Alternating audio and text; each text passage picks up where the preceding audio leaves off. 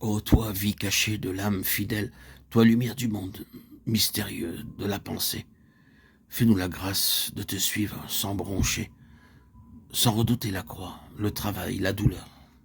Heureux d'être ignoré, heureux de marcher seul, ici-bas, caché en toi, pour être là-haut, lumière dans la lumière.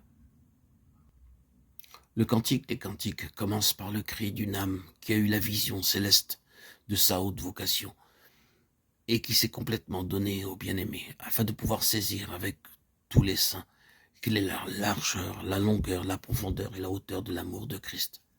Cet amour qui surpasse toute connaissance afin d'être rempli de toute la plénitude des dons de Dieu. Éphésiens 3, 18, 19. Quant aux origines de l'épouse, nous les trouvons dans un autre livre où Dieu lui-même nous les donne par la bouche du prophète Ézéchiel. Par ton origine et ta naissance, tu es du pays de Canaan, Ézéchiel 18, 3. À ta naissance, tu ne fus point lavé dans l'eau, aucun œil n'eut pitié de toi, mais tu fus rejeté, méprisé, Ézéchiel 16, 4, 5. De nature des enfants de colère, Éphésiens 2, 3. Ils sont tous corrompus, souillés, Psaume 14, 3. Ô enfant de Dieu, vois de quel amour le Seigneur t'a aimé en te retirant de la fosse de corruption. Ésaïe 38, 17. Considère ce qui lui en a coûté pour te retirer de la fosse de destruction, du bourbier fangeux, et pour poser tes pieds sur le roc, Psaume 43. Ainsi dit le Seigneur l'Éternel, je passerai près de toi et te regarder, Ézéchiel 16, 3, 6. Il vit qu'il n'y avait personne pour intercéder, Ésaïe 19, 16, personne pour aider, Ésaïe 23, 5. Alors son bras a été le moyen du salut. Dieu était en Christ, réconciliant le monde avec soi et ne leur imputant point leurs péchés. 2 Corinthiens 5, 19. Celui qui ne connaissait point le péché a été fait péché à notre place afin que nous devinssions justice de Dieu en lui. 2 Corinthiens 5, 21.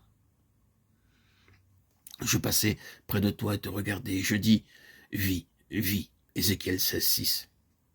L'heure vient, et elle est déjà venue, que les morts entendront la voix du Fils de Dieu, et que ceux qui l'entendront vivront. Jean 5, 25.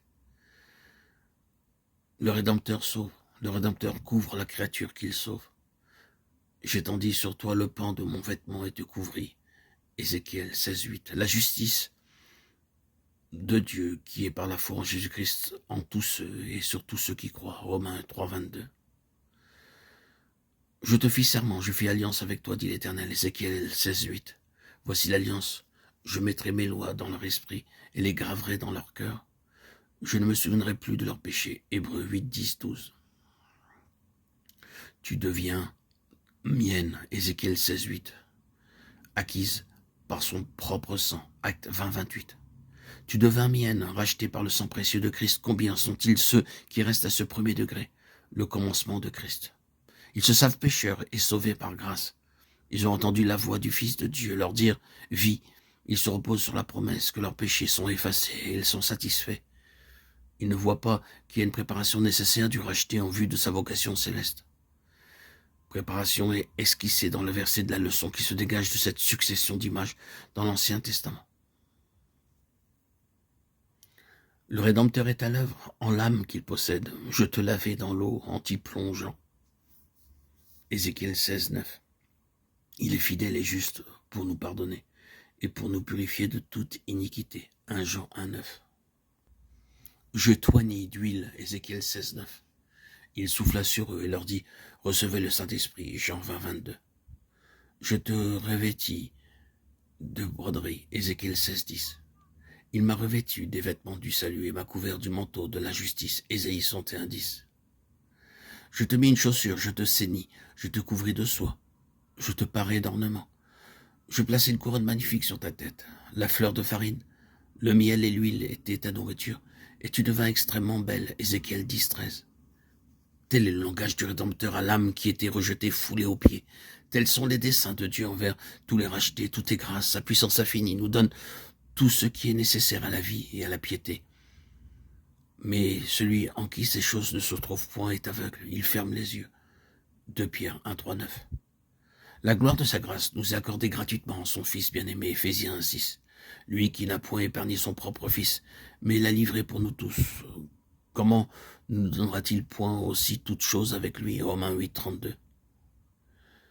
Malgré ces merveilleuses promesses, combien d'enfants de Dieu ont besoin que soient ouverts les yeux de leur entendement pour pouvoir discerner l'espérance de leur céleste vocation?